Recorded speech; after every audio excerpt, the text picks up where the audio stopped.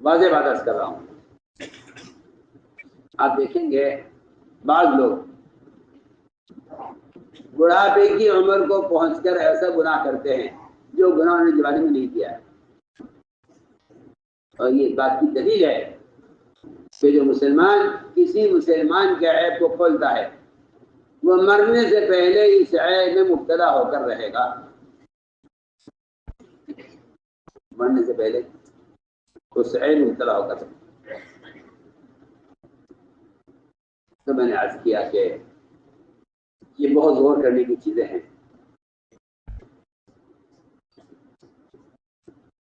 تو میں نے عرض کیا کہ عمر رضی اللہ تعالیٰ عنہ اس بات کو ایسا چھپا گئے کہ انہوں نے قریب والوں سے بھی اس کی ذکر نہیں کیا. بڑے میاں حضرت جان چھوڑ دیا کہ جب بھی جائیں گے سب کے سامنے بات کھلے گی. حضرت عمر نے ایک عرصہ ہو گیا بڑے میاں کو حضرت عمر کے مجلس میں آنے چھوڑ دیا. پھر بات پرانی ہو گئی تو خیال یہ ہوا کہ اب تو حضرت عمر بھول گئے ہوں گے اس بات کو, چلو چلتے ہیں حضرت عمر کی مجلس میں. مگر بڑے میاں نے عقل مندی یہ کی کہ وہ چھپ کر بیٹھے پیچھے تاکہ عمر ان کو دیکھ نہ سکے. مگر حضرت عمر کی ان پر نظر پڑ گئی. بڑی میاں کو میرے پاس لاؤ. بڑی میاں سے کہا گیا چلیے آپ کو نے بلایا ہے. بڑے میاں کو یقین تھا کہ آج سب کے سامنے اس رات کی بات کھلے گی. حضرت عمر نے قریب کیا بڑے میاں کو, ان کے کان میں اپنا منہ لگا کر فرمایا کہ بڑے میاں میں نے اس رات کی بات کسی کو نہیں بتائی ہے, میں جانتا ہوں میرا اللہ جانتا. بڑے میاں نے کہا عمر کان قریب کرو مجھے بھی کچھ کہنا ہے. بڑے میاں نے عمر کے کان کو لقمہ بنا لیا. روایت میں ہے التقم اذنہ, کان کو لقمہ بنا لیا اور یہ کہا کہ اس رات کی اس دن سے میں نے آج تک شراب نہیں پی. میں تو کہنا چاہتا ہوں کہ اللہ تعالیٰ اصلاح کا کام ان سے لیتے ہیں. اللہ اصلاح کا کام ان سے لیتے ہیں, مومن کے عیب کو چھپا دیتا ہے. تو میرے دوستو عزیزو, قرآن کا عجیب اسلوب ہے. فرمایا لا تجسسوا, عیب جوئی مت کرو. لا تجسسوا, عیب جوئی مت کرو. اور آگے روایت تو عجیب و غریب روایت ہے. فرمایا ایاک والظن, تو مومن کے بارے میں بدگمانی سے بچو. ان الظن اکذب الحدیث. یہ عجیب بات ہے کہ باقی ساری باتیں جھوٹی ہو سکتی ہیں لیکن مومن کے بارے میں بدگمانی کرنا یہ سب سے بڑا جھوٹ ہے. یہ سب سے بڑا جھوٹ. ان الظن اکذب الحدیث, کہ جھوٹوں کی سب سے بڑی قسم اور جھوٹ کی سب سے گندی قسم مومن کے بارے میں بدگمانی ہے. ان الظن اکذب الحدیث. فرمایا ولا تحاسدوا, حدیث کے الفاظ بھی عجیب ہیں. ولا تحاسدوا, اگر اللہ تعالیٰ نے کسی مومن کو کسی خیر سے نوازا ہے, اگر اللہ نے کسی مومن کو کسی خیر سے نوازا ہے تو اس پر حسد مت کرو.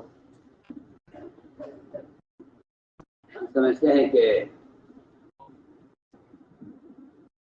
صلاحیتیں ضائع ہوتی ہیں. صلاحیتیں ضائع ہوتی ہیں, وہ صلاحیتیں حسد کی وجہ سے ضائع ہوتی ہیں. صلاحیتیں حسد کی وجہ سے ضائع. حسد واقعی ایک ایسی بیماری ہے. فضیل بن عیاض سے پوچھا گیا کہ حسد اور غصے میں کیا فرق؟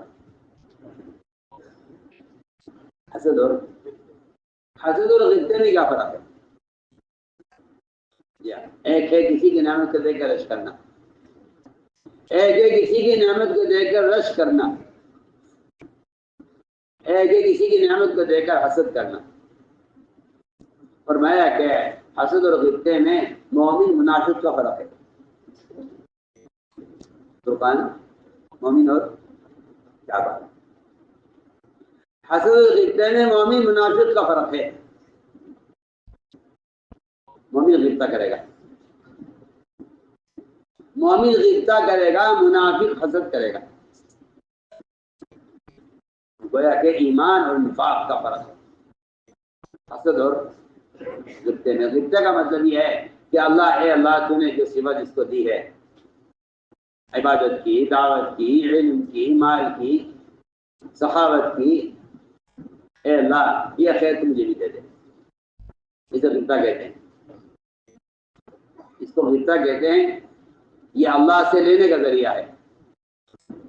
اور حسد، یہ حسد تو جو کچھ آپ کو ملا ہوا ہے اس سب کے بھی ضائع ہو جانے کا سبب ہے. میں کہتا ہوں ابلیس بننے کا سبب اور ابلیس کے اللہ کی عبادت سے محرومی کا سبب جو ہوا ہے اللہ کی قسم صرف حسد ہے اور کچھ نہیں. آپ اگر غور کریں علماء نے لکھا ہے اللہ کی کئی نافرمانی آسمانوں میں حسد کی وجہ سے ہوئی ہے اور پہلا قتل زمین پر حسد کی وجہ سے ہوا ہے. ابلیس نے انکار کیا ہے. ابلیس کا انکار آدم کو سجدہ کرنے سے اس کی کوئی وجہ نہیں ہے سوائے حسد کے. یہ کیسے ہو سکتا ہے؟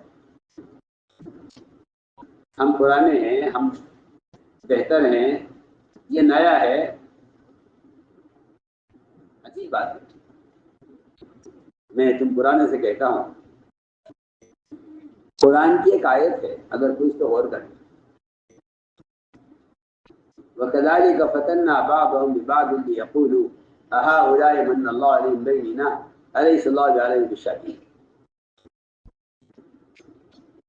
عجیب و غریب آیت ہے. میں کہتا ہوں اتنا ڈرنے کی آیت ہے اگر کسی میں سمجھ عقل ہو.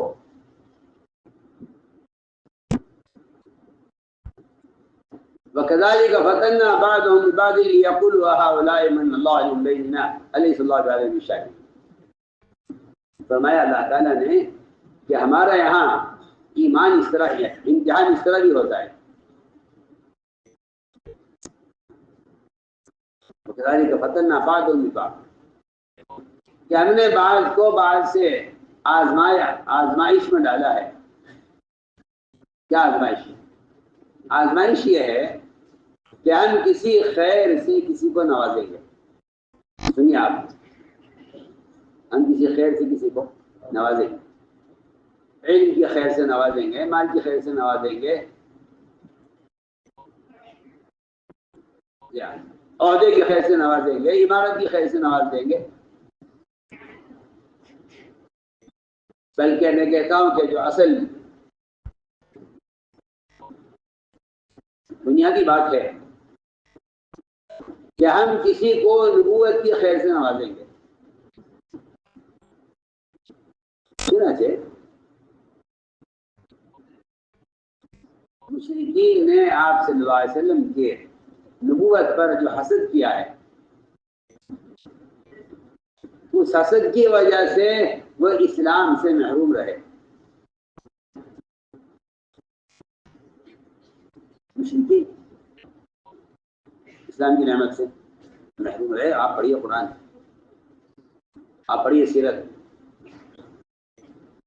ابو جہل نے یہ کہا تھا، میں بہت اہم بات ہے، ابو جہل نے یہ کہا تھا کہ محمد کی بات بالکل صحیح ہے، حق ہے، سچ ہے. سنیے آپ ابو جہل کی بات. ابو جہل کا کہنا یہ ہے کہ ان کی بات سچ ہے، حق ہے. یہ جو کچھ کہہ رہے ہیں ان کی بات شاعر سے، کسی کے کلام سے، کاہنوں کے کلام سے ملتی نہیں ہے. ان کا کلام بہت اعلیٰ ہے، ان کی بات بہت اونچی ہے اور یہ جو کچھ کہہ رہے ہیں سب کچھ حق ہے. مجھے ایمان لانے میں صرف یہ رکاوٹ ہے کہ نبی ہمارے خاندانی کیوں نہیں. یہ ابو جہل کا بیان ہے.